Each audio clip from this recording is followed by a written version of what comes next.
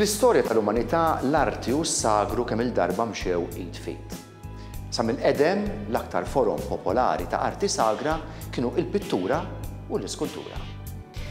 Imma bla dubju l-aktar tip ta' arti sagra prominenti hi l-arkitettura, mill-piramidi tal-Eġittu sat-tempji preistoriċi tal-Ġgantija, tal-Imnajdra u ta' Stonehenge, mill-koppla tal-Blata, the Dome of the Rock, ta' Ġerusalemme, sal-katedrali gotiċi ta' Franza u l-Ġermanja, mill-Bażilika ta' San Pietru sa Borobudur fl-Indonezja. L-għan konxju jew inkonxju tal-arti sagra u li tqanqal, tnebbaħ, tesprimi id-devozzjoni, tgħallem u tikkonverti.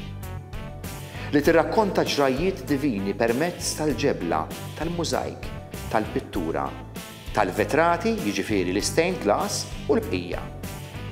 Dan kollu kien importanti ferm meta il-kotra fil-biċċa l-kbira tagħha kienet illitterata.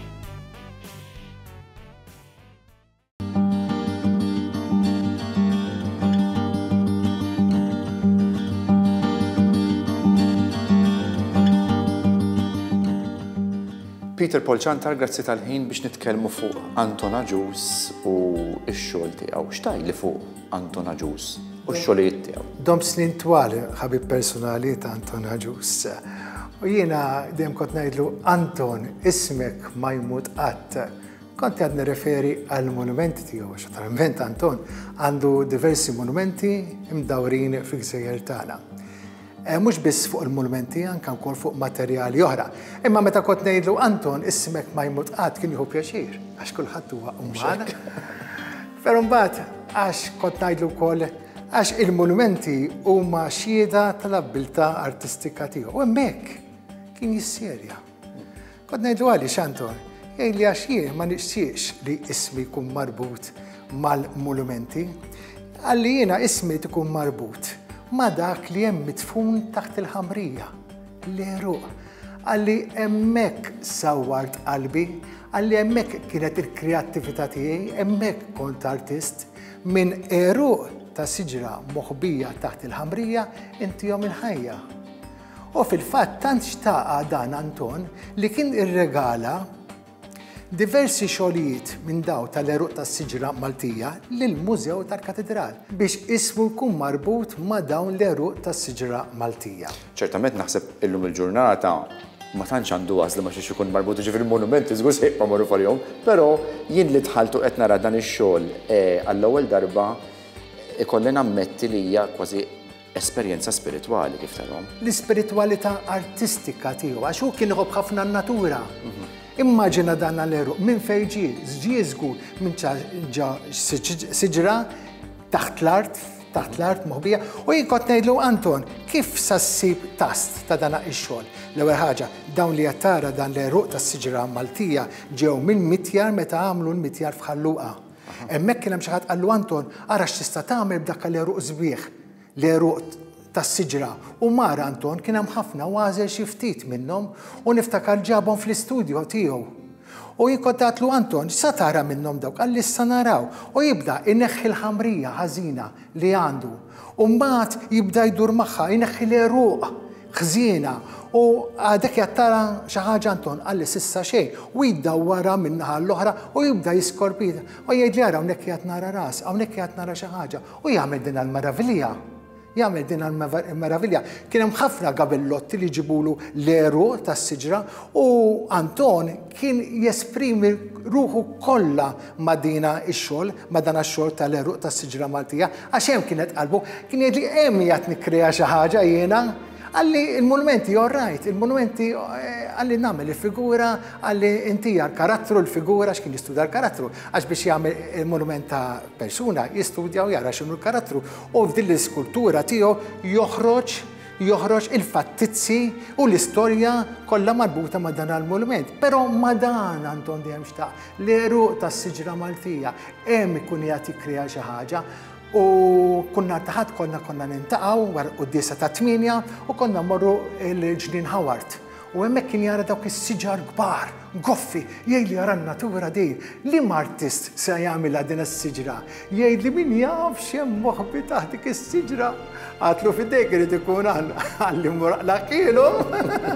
Ġifieri l-ħsieb dejjem kien f'din il-kwistjoni ta' l-eruq. L-eruq. U ismu xtaq jintrabat ma' dawn l-eruq tas-siġra u mhux mal-monumenti, però kulħadd jafu Anton Aġus l-iskultur tal-monumenti. Għalhekk ma tantx kien jitbissem, kien jgħidli jiena le mhux mal-monumenti ma' dawn għalx hemm kien joħloq xi ħaġa. U ngħidu kif inhi Anton, jiġi eruq mimli ħamrija. Ittik rasek. U mbagħad ngħidu mifesebda, għasu stess ma kien jaf, ma xogħol mbagħad kien jinduna li hemm fattizzi artistiċi, daqsxejn ta' ċarko, jibda jiddisinja hekk u f'kemm ngħidlek kien joħroq affarijiet sbieħ. Dawn huma l-ewwel xogħlijiet tal-injam għax baqa' jagħmel xogħlijiet tal-injam tal-eruq tas-siġra Maltija, baqa' jagħmel tul il-karriera tiegħu. Baqa' dejjem passjoni. Dejjem għax huwa suġġett ma kienx fih ħafna strapazz għax il-monument biex tagħmel monument trid is-saħħa, trid l-enerġija, trid l-istrapazz. Kien hemm ħafna monumenti li bekkewh, speċjalment meta jkun qiegħed jaħdem fis-sajf għax kien jinxef it-tafal u ma kienx jitih ċans jaħdem. Immaġina monument kbir bħal huwa tas-7 ta' Ġunju, il-monument tas-7 ta' Ġunju biex kien jaqsmu fit-tnejn għax it-tafal kien jinxiflu u kienet batija kbira. Imma dan taf x'għandu rej l-injam tittieħu kura tiegħu għax l-injam minn xi ħaġa mejta mormija u tal-ħajja. Allura dan l-injam huwa ħajja. Allura inti tiddokrah bħax kull xi ħaġa oħra ħajja. Ċertament naħseb wieħed jista' japprezza li fil-monumenti ta' Anton wieħed hemmhekk jista' jara l-artistrija tiegħu imma daw kienu jkunu commissions kif ngħidu, ġifieri kien ikun imqabbad biex jagħmel dak il-monument u hemmhekk kienet tidħol il-bravura tiegħu fit-teknika u fl-espressjoni artistika ċertament. Però hawnhekk wieħed jista' jiskopri daqsxejn lil Anton Aġus daqsxejn iżjed b'mod spiritwali. Spiritwali u qalbu. Qalbu titkellem għall-imħabba kbira li għandu lejn in-natura. Lejn in-natura. Kien jaffaxxina ħafna il-blat. Kien jaffaxxina ħafna iskiet. Hemmhekk tidħol l-ispiritwalità ta' Anton Aġus. Kien jaffaxxina ħafna il-baħar. Kien jodos biex jara x'hemm taħt il-baħar. U dejjem jara affarijiet sbieħ, dejjem jara affarijiet artistiċi. Nistgħu nsejħulu kważi il-buwaddas spiritwali. Ma kienx ilaħħaq. U jiena kont immur darbtej fil-ġimgħa għandu nara fl-istudju u kien jibda biċċa xogħol. Dak aktar ikun is-sibt filgħodu jew wara l-ofsinhar. Kont immur matul il-ġimgħa u nfisiba infurrata. X'rifieri infurrata? Bil-ġibs fuqha. Għax l-ewwel jimmodella mbagħad joħdilha l-forma tal-ġibs. Kont ngħidilha Anton, meġġa l-estar biċċa xogħol, ma tlaħħaqx miegħu ta' fl-arti, ma tlaħħaq u għamel ħafna xogħlijiet Anton. Dan li qegħdin naraw daqsxejn. Għax l-esibizzjoni kollha, din l-esibizzjoni partikolari li hawn f'Palazzo De Pira hawnhekk ġewwa l-Imdina dinja parti minn. Parti mill-esibizzjoni kbira ta' xogħlijiet biss ta' eruq li ġew mill-mitjar ta' ħalluqa. Peter Paul, l-aħħar mistoqsija li nistaqsik hi dwar il-materjal li kien juża Anton. Qed nassumi li dan kollu kien ikun materjal li jagħmlu qed nitkellmu fuq eruq riċiklat, le ma kienx jinqata'. Le, da żgur. Dan minflok ikun mormi, minflok ikun jinħaraq. Minflok jispiċċa, kien jagħtihom il-ħajja. U hekk kien jgħidli ara naqra min eruq spiċċa kollox kien sa jintrema għal ġajna ta' il-ħajja. Dak kien immessa Anton kien ħobb ħafna n-natura. Anton kienet taffaxxinah in-natura, għalhekk kien iħobb ħafna l-San Franġisk, dejjem isemmi San Franġisk. Huwa il-patrun tan-natura, il-qasdejs li kien iħobb in-natura. Finalment lilek personali hemm xi xogħol partikolari li imissek aktar minn oħrajn ta' Anton? Xogħol partikolari, il-monument ta' Anton Buttigieg. Għaliex? Għax il-monument ta' Anton Buttigieg huwa eżatt il-persuna tiegħi. Ir-ras li hemm differenti. Allura inti parti minn dak il-proċess artistiku wkoll. Ġifri f'dak il-każ ikollok tmur daqsxejn kontra dak li kien jgħidlek Anton li fil-fatt ma tiftakru għall-monument mhux għal dan ix-xogħol. Niftakar meta kont immur l-istudju li beż bil-libsa nqogħdlu hekk u mbagħad lest il-figura tiegħi li għadha stampata f'dak il-monument, u mbagħad fl-aħħar naturalment jimmodella ir-ras, vidni, minn fuq ritratti, u kellu ritratti ta' Anton Buttigieg, minn fuq ritratti li jkun jagħtihar. Ir-ras hemm differenti. Peter Paul, grazzi ħafna. Nittama ħafna li aħna interessajna lill-telespettaturi tagħna biex jiġu japprezzaw propju dan ix-xogħol verament spiritwali li hawn ġewwa Palazzo de Piro ta' Anton Agius. Grazzi mill-ġdid. Grazzi.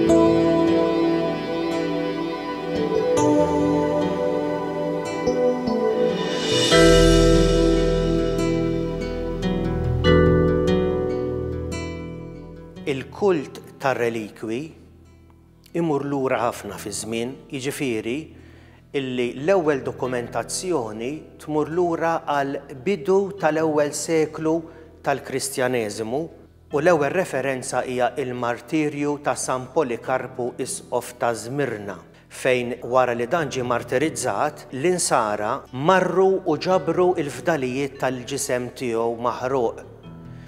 U fid-dokumentazzjoni ta' dak l-episodju insibu il-kelmiet u ġabru il-fdalijiet tal-qaddis u għożżewhom iżjed mid-deb fin jew mill-ħaġar prezzjuż.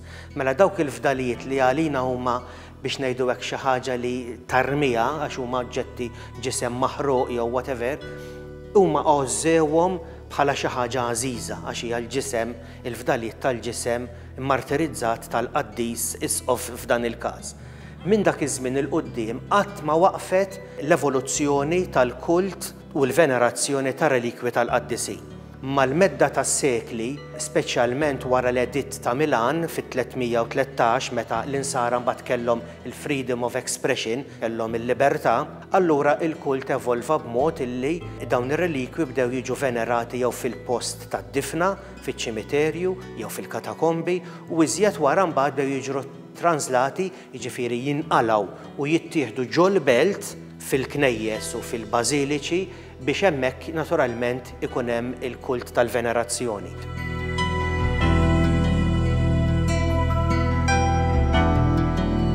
Tajjeb ngħidu li ħafna drabi n-nies jitfixklu bejn relikwa u relikwarju u jirreferu għalihom qisu biex ngħidu hekk f'sens wieħed.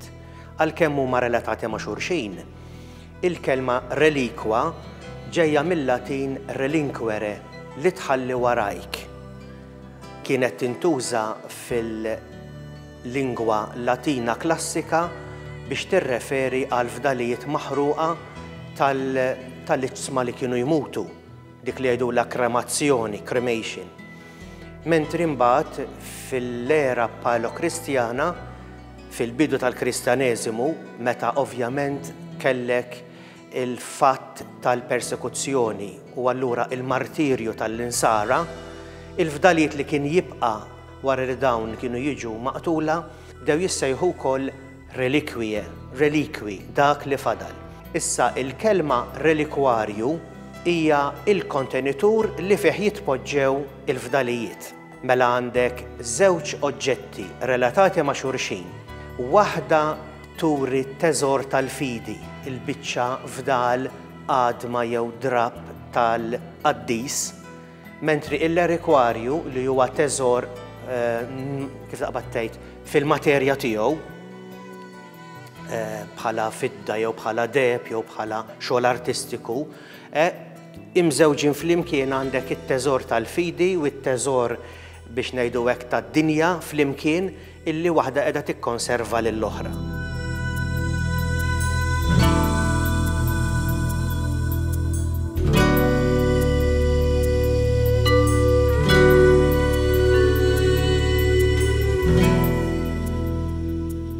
Dejjem il-kult tar-relikwi evolva b'mod vitali ħafna. Pellegrinaġġi, santwarji, purċissjonijiet, festi, memorji u dana kollu. F'Malta mbagħad il-kult qisu ħaż volta iżjed mal-miġja tal-kavallieri fl-1530, meta ġabu r-relikwi huma minn Rodi għal Malta u allura il-parroċċi ta' Malta mbagħad ħajru biex huma wkoll jibda jkollhom dawn ir-relikwi u allura ir-relikwarji għax inti jekk ħajkollok ir-relikwa trid tesponija ġo kontenitur, ġo reċipjent illi jkun den għal dawk il-fdalijiet eżis.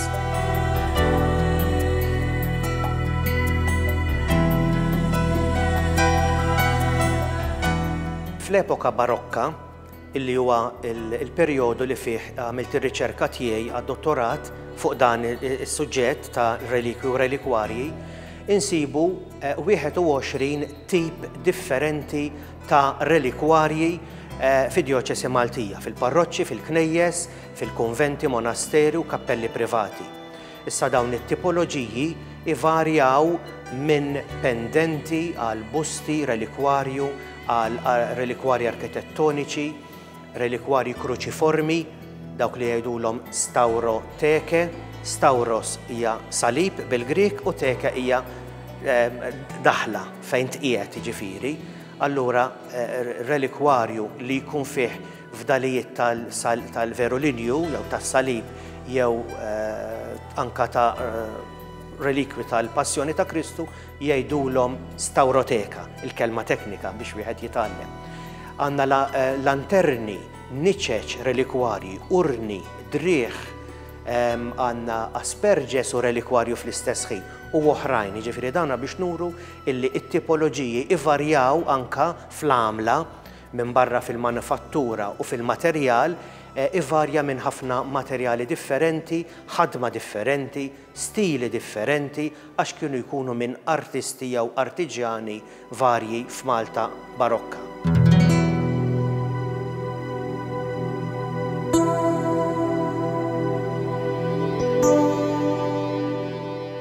Il-pubblikazzjoni hija maqsuma f'żewġ partijiet. L-ewwel parti ir-relikwi, vol dire l-evoluzzjoni tal-kult tar-relikwi, il-venerazzjoni tagħhom, il-provenjenza, għax dan ma kienux insibuha Malta, l-relikwi jiġu minn barra, minn Ruma, minn Spanja, mod speċjali minn Sqallija.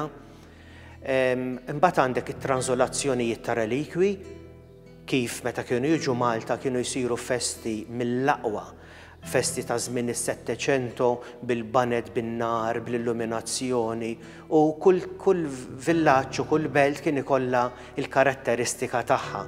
Jekk qed nitkellmu pereżempju fuq tranżolazzjoni tar-relikwi in-naħa tal-Kottonera, allura se jkollok involut żgur biċċiet tal-baħar, xwieni, barkuni minn fejn wieħed ikun jista' jara l-ispettaklu tal-purċissjoni u ħafna elementi ħelwin immens tal-antropoloġija ħanejdu hekk tar-relikwi f'Malta. Fit-tieni parti mbagħad il-parti artistika, jiġifieri manufattura, il-kummissjonijiet u pagamenti tar-relikwarji u t-tipoloġiji differenti ta' relikwarji li kienu jinħadmu fid-diversi lokalitajiet ta' Malta fi żmien il-seklu 18, il-perjodu jvarja mill-1600 sal-1789.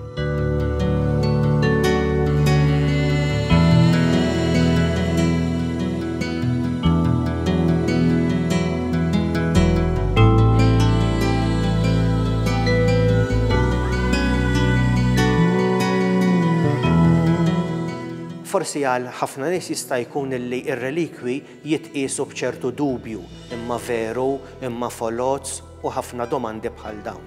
Però tajjeb inżommu f'moħħna illi f'kull reliġjon ħanejdu hekk hemm il-kult tar-relikwi. Issa meta wieħed iħares lejn dawn il-manufatti irid iqis illi għal ħafna u ħafna sekli dawn ir-relikwi kienu venerati bl-iżjed mod dinjitus.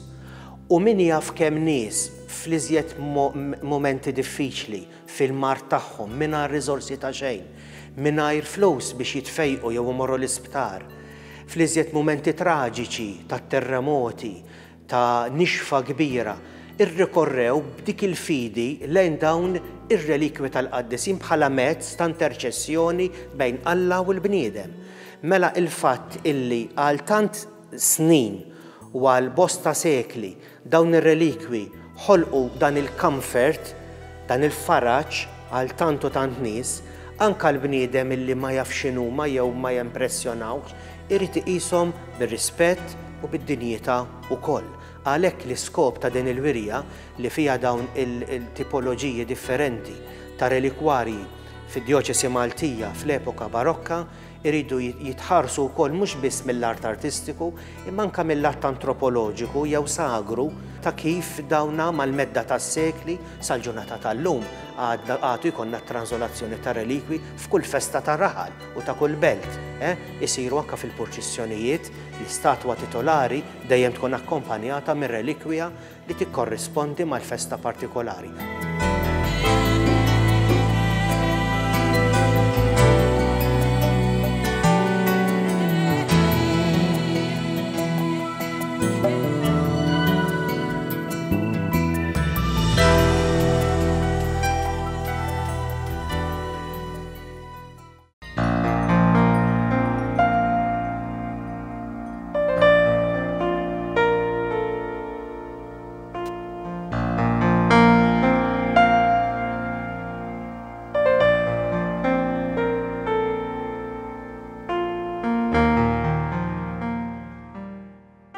Illum il-ġurnata, il-pubbliku ġenerali min jiġi hawnhekk jista' jara u japprezza il-gallerija tal-orgni li kien ilha żmantellata u mfarka tista' tgħid għal iżjed minn 300 sena. Jiġifieri il-gallerija tal-orgni tal-Katedral Medjevali li waqa' fit-terremot tal-11 ta' Jannar 1693 kellu din il-gallerija tal-orgni fuq il-bib prinċipali intu dieħel. Ovvjament bit-terremot dana intlaqat u mbagħad il-katedral waqa' jew inkella ġie demolit biex jagħti post għal dak barokk u allura dawn il-biċċiet baqgħu mitluqin lemmulaw jew żarmati naturalment bil-ħsarat kollha tal-umdità u anka tas-susa u da kollu illi ovvjament mal-medda tas-sekli sa jattakka l-injam u t-tila. Ovvjament il-ħsieb tagħna kien illi dawn il-frammenti li baqa' mill-orgni l-antik jiġu restawrati. Kienet deċiżjoni tal-Kummissjoni tal-Mużew tal-Katedral illi nidħlu għal din il-biċċa xogħol u spiża kbira wkoll biex dawn il-frammenti, dawn il-biċċiet jerġgħu jintegraw ruħhom flimkien f'kompożizzjoni waħda fejn illum il-ġurnata qed naraw il-gallerija wieqfa kif kienet u maquda bil-qiegħ kollox flimkien mal-kwadri li jissejħu antes li kienu jagħtu il-kanen tal-orgni meta kien għadu il-gwardarobba tiegħu fejn joqogħdu il-partijiet ta' dal-istrument u anka il-lunetta ta' fuq li kienet tagħlaq kollox. Il-frammenti li sibna lawnu lem għadnihom flimkien wara li ġew restawrati u rikomposti mill-ġdid bħala centerpiece issa ta' din is-sala barokka.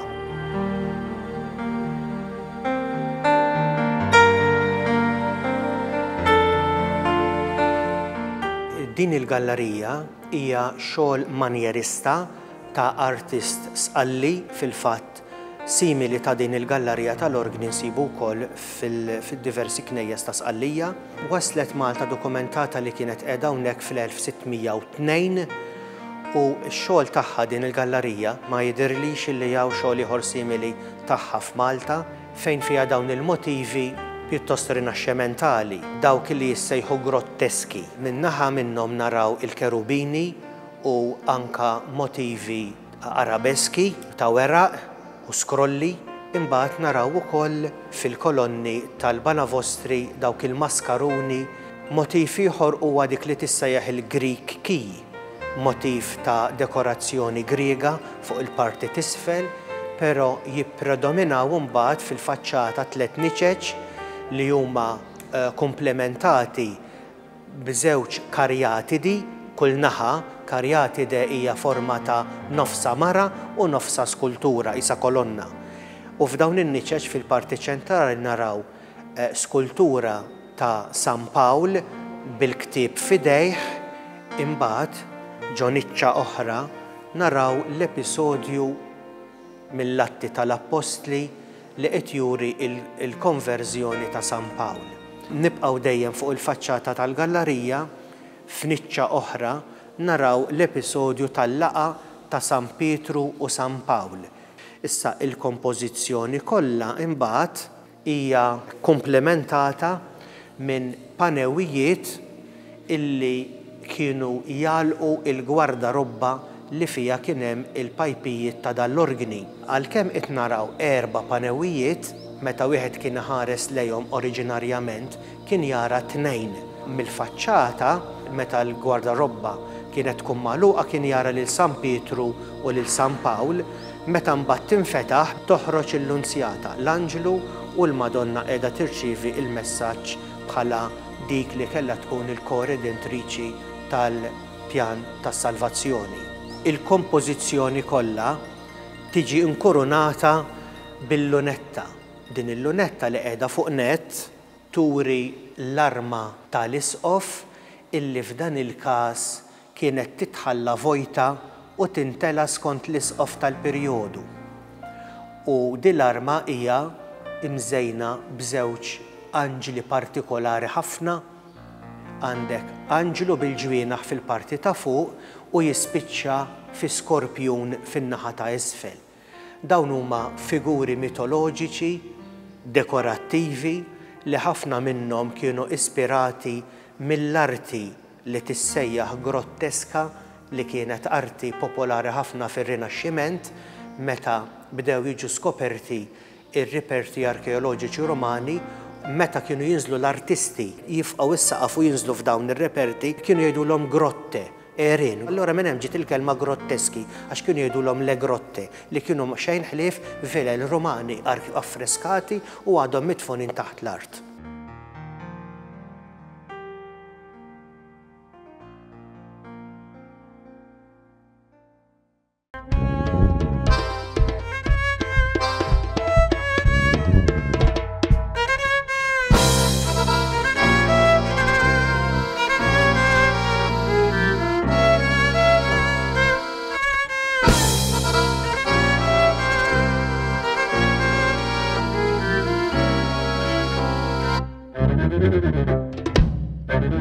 Thank you.